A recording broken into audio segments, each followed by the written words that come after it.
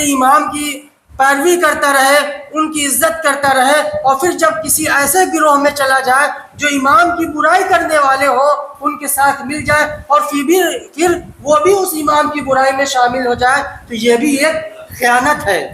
کہ جس امام نے آپ کی نماز 5 وقتہ آپ جس کے پیچھے نماز پڑھ رہے ہیں، آپ اس کے سامنے بولنے کی ہمت نہیں کرتے، لیکن جب کچھ ایسے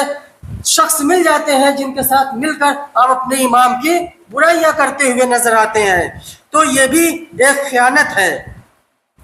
اور یہ منافق کی نشانی ہے جس کا ٹھکانہ درک اسفل ہے۔ درک اسفل اسے کہتے ہیں جو جہنم کی سب سے نچلا طبقہ ہے،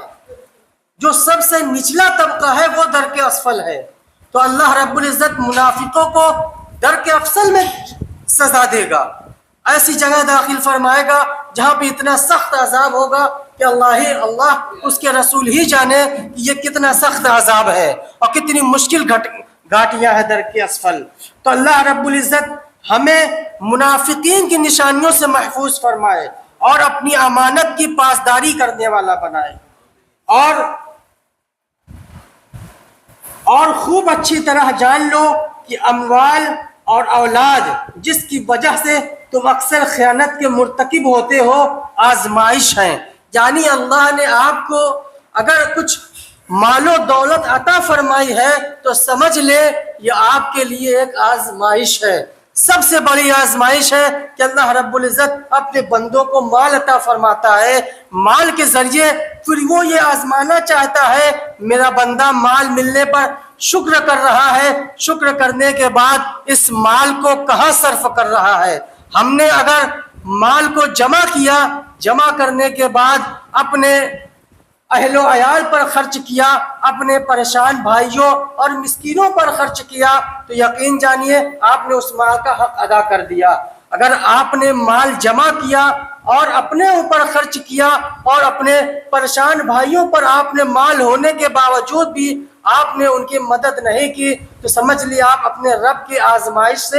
آزمائش میں کھرے نہیں اترے۔ رب یہ چاہتا ہے کہ رب نے اللہ رب العزت نے ارشاد فرمایا، سورہ بقرہ کی آیت ہے بسم اللہ الرحمن الرحیم، کہ ہم تمہیں آزمائیں گے، ضرور آزمائیں گے، کبھی مال کے ذریعے آزمائیں گے، کبھی تمہاری اولادوں کو تم سے لے کر آزمائیں گے، کبھی تمہارے پھلوں میں کمی کر دیں گے، کبھی تمہارے مالوں میں کمی کر دیں گے۔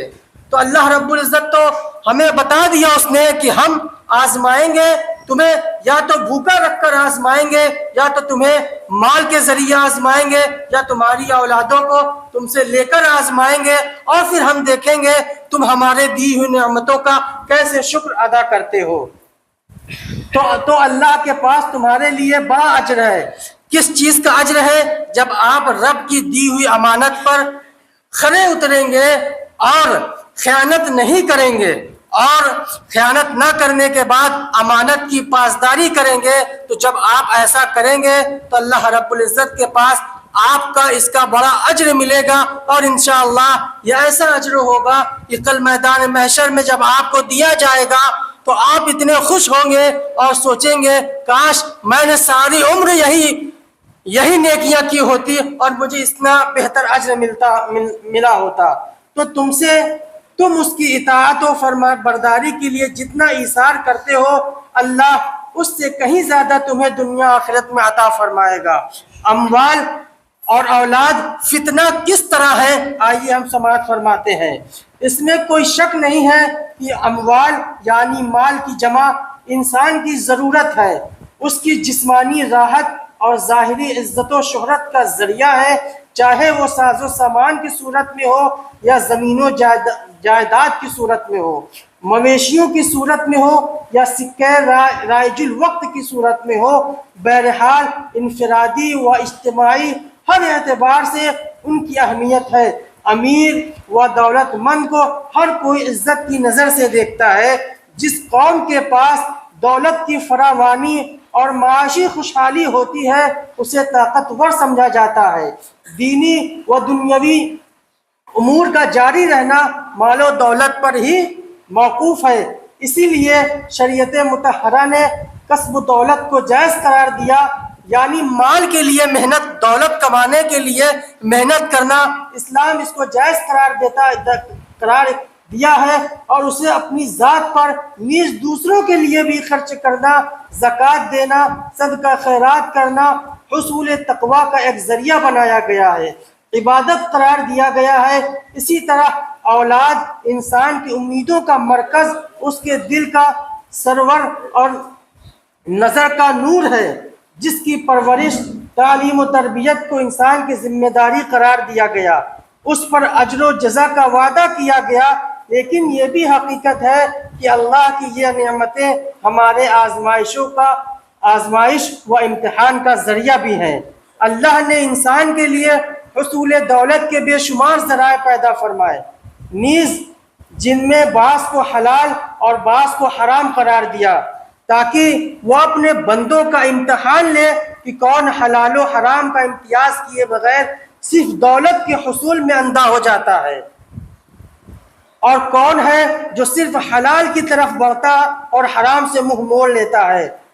کامیاب وہ ہوگا جو حکم الہی کی پابندی کرتے ہوئے صرف حلال پر اکتفا کرتا ہے۔ اسی طرح اللہ دولت دے کر اسے خرچ کرنے کا حکم دیتا ہے، تاکہ بندوں کی آزمائش کی جائے کہ وہ دولت ملنے کے بعد اللہ کے احکام کی تعمیل کرتے ہیں۔ مجھے اس بات پر ایک واقعہ یاد آتا ہے، میں آپ کو سنا دوں کہ ایک صحابہ کرام تھے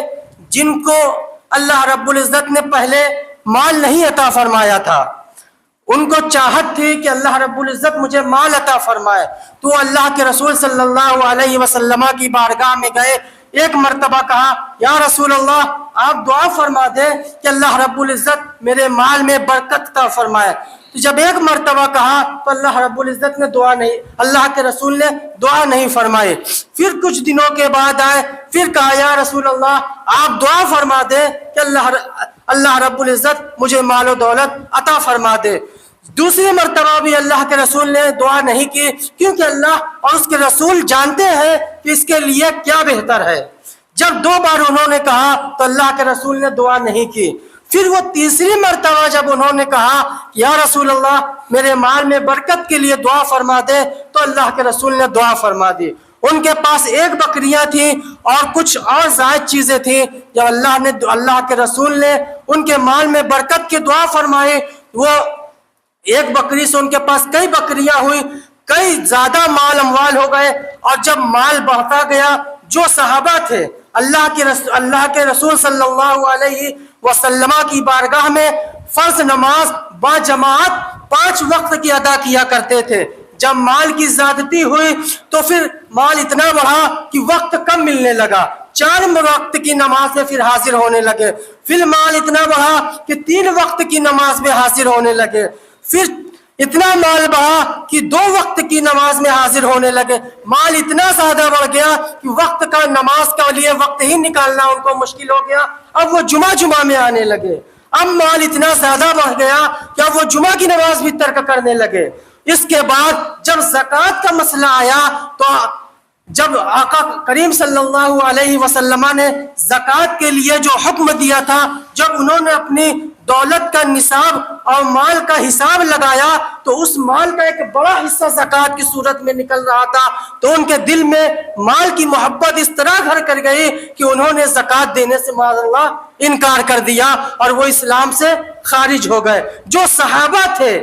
صحابہ اسے کہتے ہیں جس نے رسول اللہ کو دیکھا اور ایمان لایا اور اسی حالت میں ایمان کے ساتھ رخصت ہوا، اسے صحابہ کہتے ہیں۔ جس نے اللہ کے رسول کو دیکھا، ایمان نہیں لایا اور اس طرح رخصت ہو گیا تو وہ صحابہ نہیں کہلائیں گے۔ تو یہ مال کی نحوست تھی کہ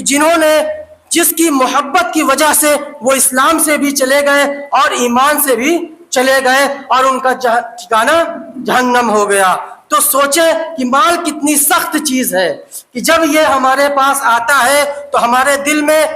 ایسی جگہ گھر کر لیتا ہے کہ ہم اسے خرچ کرنا ہی ضروری نہیں سمجھتے۔ وہاں پر جہاں پر اللہ کی شریعت نے ہمیں خرچ کرنے کا حکم دیا ہے۔ حضرت کی آمد ہو گئی ہے، بس اس آیت کو پورا کر کے انشاءاللہ بقیہ باتیں آئندہ نشست میں ہم آپ کو بتائیں گے کہ وہ صرف حلال پر اکتفا کرتا ہے، اسی طرح اللہ دولت دے کر اسے خرچ کرنے کا حکم دیتا ہے تاکہ بندوں کی آزمائش کی جائے کہ وہ دولت ملنے کے بعد اللہ کے حکام کی تعمیل کرتے ہیں یا نہیں۔ پس وہ ناکام قرار پاتے ہیں جو دولت کی محبت میں پھنس کر اسے خرچ نہیں کرتے، اور وہ کامیاب ہوتے ہیں جو دولت کی محبت سے بچ کر اسے اللہ کے حکم کے مطابق اپنے لیے، اپنے اہل خانہ، اپنے اعز و اقربا اور دیگر ضرورت مندوں کے لیے صرف کرتے ہیں، اس سے اپنے اہل و عیال کی ضروریات بھی پوری کرتے ہیں، اور زکوٰۃ و صدقہ خیرات کی صورت میں وہ دوسروں کی مدد کرتے ہیں، دینی اداروں اور تحریکوں کے لیے خرچ کرتے ہیں۔ تو یہ واقعہ ہمیں سبق دیتا ہے کہ ہمیں مال کی محبت اپنے دل سے نکال دینی ہے۔ جو مال رب کی راہ میں خرچ ہو جائے وہی سب سے اچھا اور پاکیزہ مال ہے۔ جو مال ہم دنیا میں چھوڑ کر چلے گئے وہ مال ہمارے لیے وبال جان کا حصہ ہی ہے اور کچھ نہیں۔ وآخر دعوانا الحمدللہ رب العالمین۔